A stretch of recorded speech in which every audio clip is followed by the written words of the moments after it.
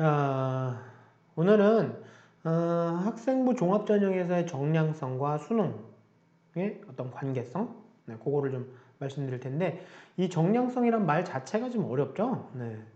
그냥 넘버링 한다라고 생각하시면 돼요. 근데 교과 전형에서의 정량성이란 말은 없거든. 왜냐하면 교과 전형은 그냥 정량이에요. 교과 전형은 그냥 정량이야. 왜냐하면 내신 평균을 보거든요.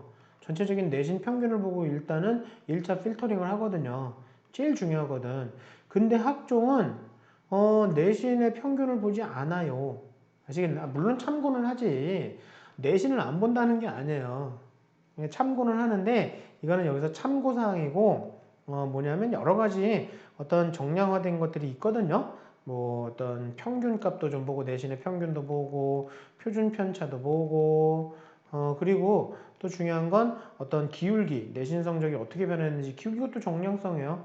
기울기가 양이냐 음이냐니까 아시겠나요? 자 그런 걸 좀 설명드리고 그리고 우리가 내신과 수능은 어떤 관계가 있는지 저희 자료를 좀 보고 설명드리도록 하겠습니다. 뭐 제 소개 또 했습니다. 지겹겠다 이제. 네, 보세요. 한 대학교의 입시 결과를 발표해 주셨거든요. 자, 이 대학교가요, 교과 전형으로 가기에는 교과 전형에서는요, 내신 평균이 1.8등급 내에 돼야 돼요. 1.8등급 이내가. 네, 그러니까 1.8등급 이내면은 뭐 111, 뭐 2, 뭐 1학년서부터 뭐 111, 2, 3, 2, 1111, 뭐 2, 3, 뭐 이런 식으로 일이 엄청 많아야 되잖아요. 그렇죠? 근데 이 대학교의 종합전형에서는 이 정도 내신이 되는 친구들도 합격을 했어요.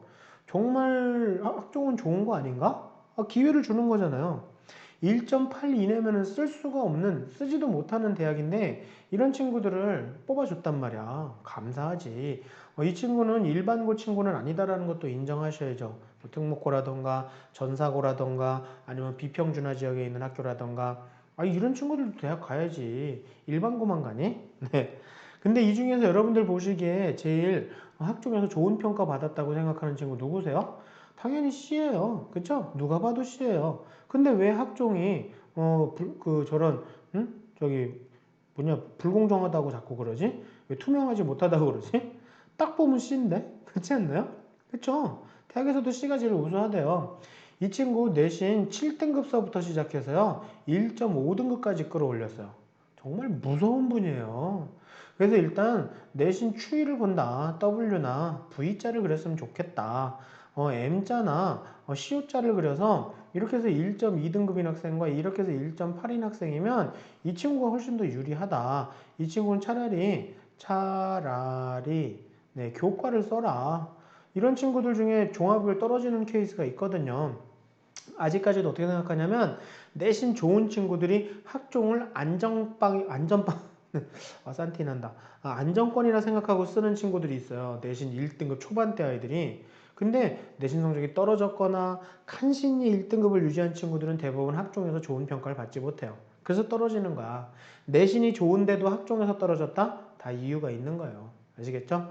그리고 뭐 B 친구도 나쁘진 않지만 이렇게 계속 2.5등급만 유지하는 거 좀 그렇지 않아요? 네. 떨어졌으면 올리기도 하고 이런 게 있는 학생들은 엄청나게 자랑하셔야 돼요. 이때 너희들의 피나는 노력을 얘기하셔야 됩니다. 아시겠죠? 자, 근데 지금 3학년인 학생들은 지금 고3 남은 내신이 일단은 뭐 이제 정량적인 게 별로 없다. 거의 다 진로 선택이다.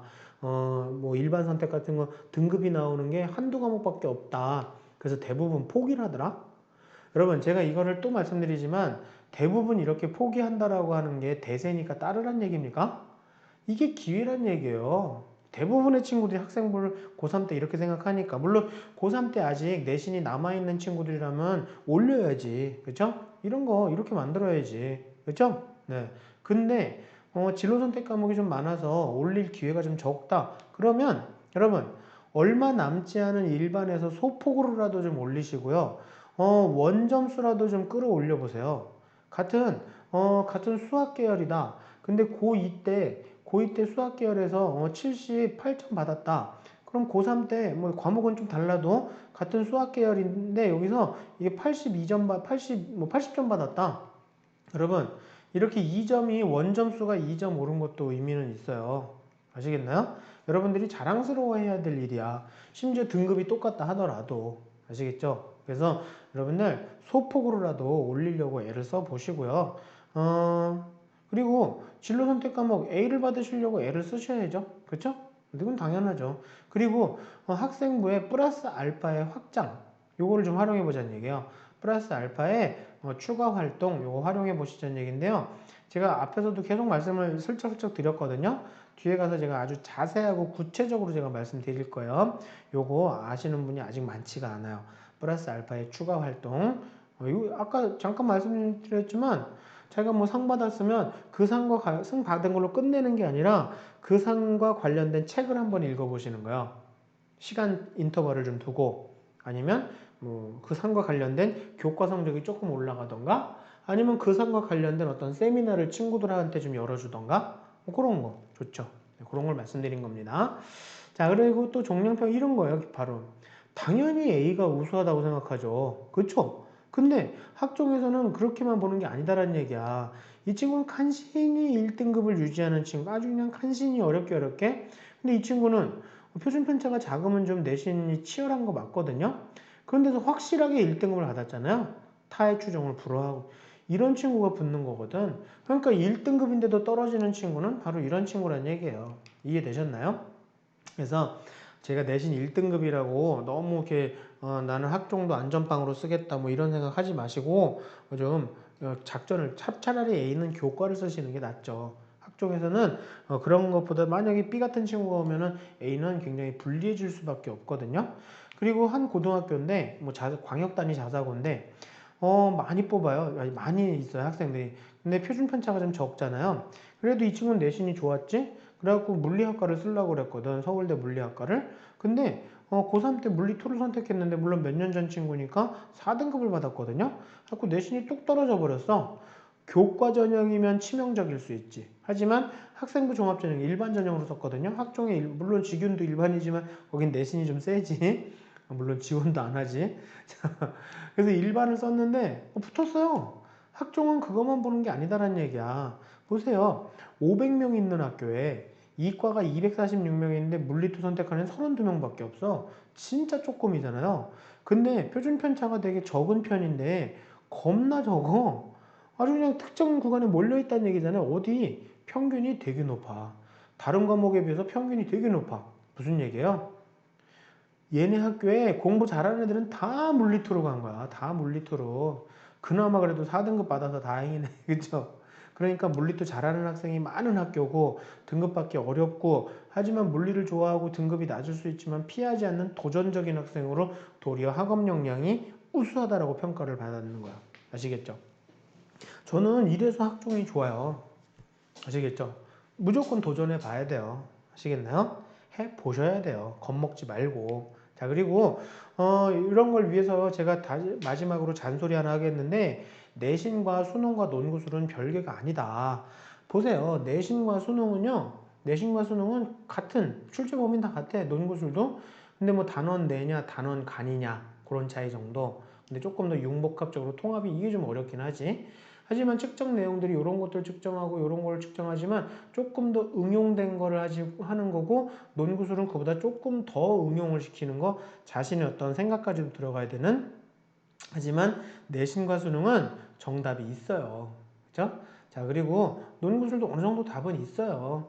그래서 저희가 이걸 도표로 만들어 보니까 대충 이렇더란 얘기야. 앞서도 잠깐 말씀드렸지만 내신을 우리가 끝까지 버려서는 안 되는 이유 중에 하나가 이 내신을 공부했던 이런 것들이 수능에 여기 기저 역할을 한다는 얘기예요. 수능에 어떤 베이스 개념 역할을 한다는 얘기예요. 그래서 내신을 끝까지 열심히 공부하는 친구들이 수능 성적도 잘 나오더라. 아시겠나요? 모의고사의 어떤 자신의 어떤 이런 급이 수능까지도 그대로 연결돼서 진짜 실력이 되더라. 실력을 보여주더라. 여러분 끝까지 내신 포기하지 마세요. 내신 버리시는 게 썩 좋은 게 아니야. 결국에는 무너져요. 수능 때 가서 사상 누각이 돼버려. 아시겠나요? 그래서 끝까지 내신 관리 잘했던 친구, 물론 만약에 내신이 안 좋은 친구인데 제가 뭐 수능의 선택 과목과 관련 없는 과목까지도 내신을 챙겨야 된다는 얘기는 아니에요. 수능과 연계된 과목의 내신만큼이라도 꼭 관리를 하자. 그래서 원리와 개념과 이해가 되게 중요하니까 이런 원리와 개념을 공부하기 위해서는 내신 공부 때 손 놔서는 안 된다. 가장 큰 문제가 뭐냐면 내신을 포기하고 수능에만 매진하는 친구들의 가장 큰 문제는 내신 기간에 논다라는 거예요. 안 그럴 것 같지? 놀아요. 그러니까 끝까지 내신들 버리지 마시고 함부로 포기하지도 마시고, 그리고 그 내신을 준비하는 그 시간이 여러분들 수능의 어떤 베이스 역할을 하실 거고요. 그 수능 공부를 열심히 했던 것들이 결국엔 논술, 구술 면접의 베이스 역할을 한다라는 거 아시겠죠, 여러분?